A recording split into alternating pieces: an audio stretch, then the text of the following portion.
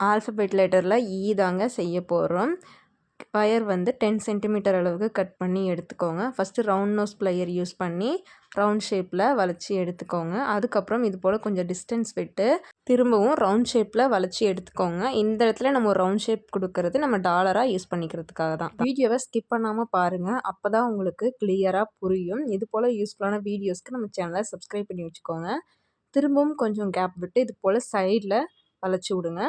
திரும்ப அந்த வயரை கீழ்ப்பக்கமாக பார்த்து எடுத்து விடுங்க. அந்த இடத்துல லைட்டாக ஒரு ப்ரெஸ் பண்ணிக்கோங்க. திரும்பவும் இந்த வயரை திரும்பவும் கீழ்ப்பக்கம் எடுத்து விடுங்க. திரும்பவும் சைடில். சரிங்களா?